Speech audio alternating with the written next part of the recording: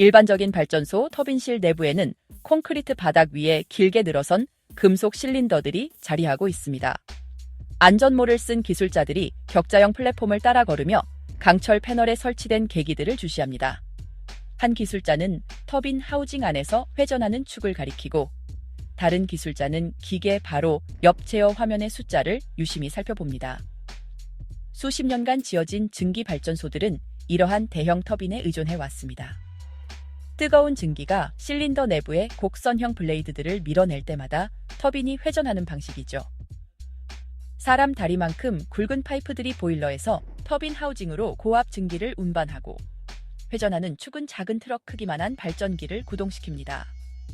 이 기계들은 안정적으로 작동하지만 터빈실은 이 거대한 장비들을 수용할 만큼 충분히 크게 지어져야만 합니다. 기술자가 바퀴 달린 금속 프레임에 소형 터빈 모듈을 싣고 시험장으로 이동하는 모습을 상상해 보세요.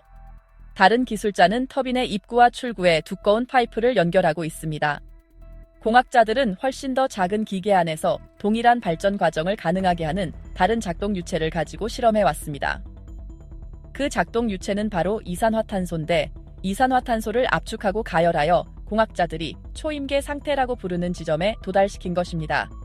실험실 시험 루프에서는 기술자가 단열재로 덮인 강철 파이프 네트워크를 지나갈 수도 있고 다른 기술자는 디지털 모니터 렉에서 온도와 압력 수치가 올라가는 것을 지켜볼 수도 있습니다. 이산화탄소가 매우 높은 압력으로 압축되고 특정 지점 이상으로 가열되면 이 유체는 더 이상 일반적인 기체나 액체처럼 행동하지 않습니다. 대신 이 밀도 높은 유체는 파이프를 통해 원활하게 흐르면서도 터빈 블레이드를 통과할 때는 빠르게 팽창합니다. 이 고밀도 유체는 적은 부피에도 불구하고 많은 에너지를 담고 있기 때문에 에너지를 추출하는 터빈 또한 오늘날 대부분의 발전소에서 사용되는 거대한 증기 터빈보다 훨씬 작을 수 있습니다.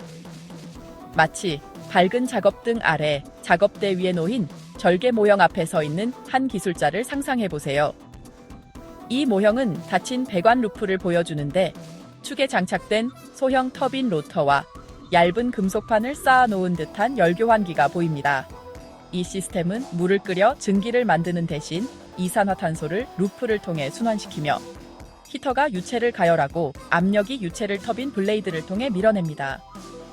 회전하는 로터는 발전기를 돌리고 유체는 터빈을 떠나 냉각 채널을 거쳐 압축기로 돌아갑니다. 구독 부탁드립니다.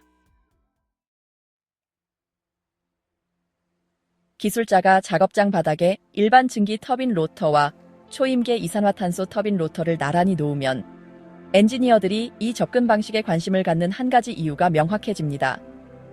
증기 로터는 수미터에 달하는 강철 샤프트에 걸쳐 있으며 작업실을 가로질러 이동하려면 크레인이 필요합니다. 반면 초임계 이산화탄소 로터는 작은 호이스트로 들어 올릴 수 있으며 금속 작업대 위에 소형 케이싱에 장착할 수 있습니다. 작동 유체가 매우 밀도가 높기 때문에 터빈 블레이드를 더 짧게 만들 수 있으며 증기 시스템에 필요한 거대한 하우징 없이도 기계가 더 빠르게 회전할 수 있습니다. 샌디아 국립연구소의 연구원들은 기술자들이 압력 센서 및 고속 데이터 디스플레이 배열에 연결된 소형 터빈 장치 옆에 서서 실험 장치를 가동하고 있습니다. 이 시스템이 어떻게 작동하는지 알아보기 위해 작은 실증 플랜트를 상상해 봅시다. 강철 캐비닛 안에 열 교황이 뱅크가 소형 터빈 모듈 옆에 모두 들어있는 형태입니다. 원자로, 지열정 또는 산업용 용광로에서 나오는 뜨거운 에너지는 시설 벽을 따라 흐르는 두꺼운 단열 파이프를 통해 열 교환기로 들어갑니다. 열 교환기 안에서 이산화탄소 루프는 열을 흡수하고 압력이 상승하며 기술자들은 제어판에 온도계를 주시합니다. 뜨거운 유체는 터빈 하우징을 통해 빠르게 흐르며 그곳에서 로터가 극도로 빠른 속도로 회전합니다.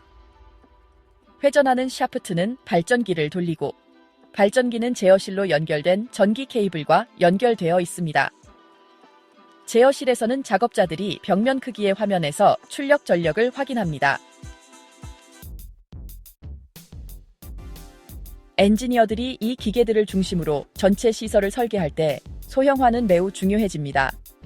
일반적인 증기 발전소에서는 터빈홀이 거대한 건물 전체에 걸쳐 펼쳐져 있으며 무거운 부품을 옮기기 위해 천장에 크레인이 설치되어 있습니다. 하지만 초임계 이산화탄소 터빈을 사용하는 발전소는 훨씬 작은 건물 안에 여러 터빈 모듈을 배치할 수 있으며 장비렉은 마치 기계 공장의 열처럼 정돈되어 있습니다. 미국 에너지부 엔지니어들은 저 거대한 터빈홀 대신 실험실 베이에 들어갈 수 있는 강철 프레임 위에 시험 장치를 설치하는 시범 프로젝트에 자금을 지원했습니다. 하지만 이 시스템은 구축하기가 간단하지 않습니다. 시험 시설을 둘러보면 기술자들이 두꺼운 플랜지에 볼트를 조이고 실을 검사하며 그리고 밝은 검사등 아래에서 압축기 블레이드의 정렬을 확인하는 모습을 볼 수 있습니다. 초임계 이산화탄소는 20메가파스칼 이상의 초고압에서 작동하는 경우가 많습니다.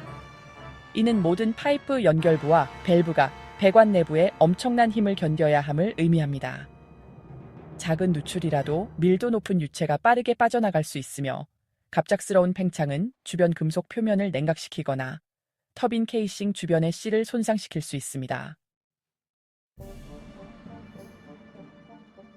이산화탄소 루프로 에너지를 전달하는 열교 환기에서 한 가지 어려움이 발생합니다. 이 금속 블록 내부에는 수천 개의 미세한 통로가 있어 뜨거운 표면에서 순환 루프로 열이 흐르는 좁은 통로를 통해 유체를 안내합니다. 기술자가 유지보수 중에 열교황이 덮개를 제거하면 내부 플레이트는 자동차 라디에이터 내부와 유사하지만 두꺼운 금속 합금으로 만들어진 극도로 미세한 통로를 드러냅니다. 미국 기계학회와 같은 기관들은 이러한 시스템의 압력 용기 및 고온 배관을 제작할 때 엔지니어들이 사용하는 설계 표준을 발표합니다.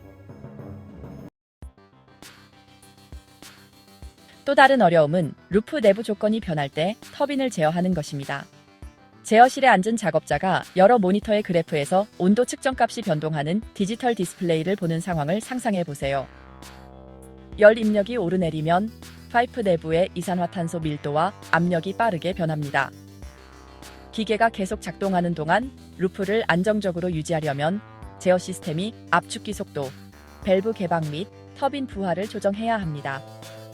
전력연구원 EPRI과 협력하는 엔지니어들은 깜빡이는 표시등과 스크롤되는 데이터 화면을 통해 작업자가 시스템을 모니터링하는 동안 제어 소프트웨어와 센서 네트워크가 어떻게 안정적인 작동을 유지할 수 있는지 연구했습니다.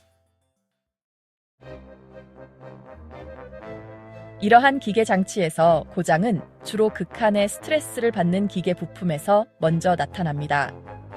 정비사는 터빈 가동을 멈춘 후 손전등을 들고 로터 블레이드의 광택이 나는 표면을 비추며 금속 가장자리를 따라 미세한 균열이 생겼는지 확인합니다. 높은 회전 속도는 샤프트와 베어링에 막대한 스트레스를 가하고 고압 유체는 터빈 하우징 주변의 밀봉부에 압력을 가합니다. 만약 밀봉부가 손상되면 새어나오는 유체가 압력 경보를 울리고 제어 시스템이 터빈을 자동으로 멈추게 할 수 있습니다. 결국 기술의 한계는 파이프와 터빈 내부의 물리적 현상에 의해 결정됩니다.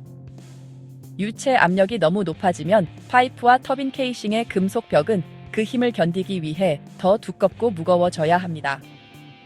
터빈 블레이드에 사용된 합금의 허용 온도를 초과하면 블레이드가 고속으로 회전하는 동안 뒤틀리거나 손상될 수 있습니다.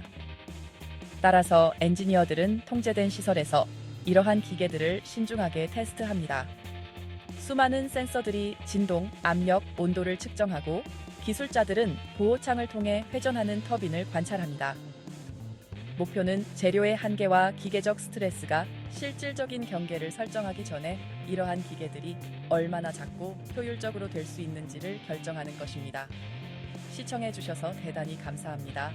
좋아요와 구독 부탁드립니다.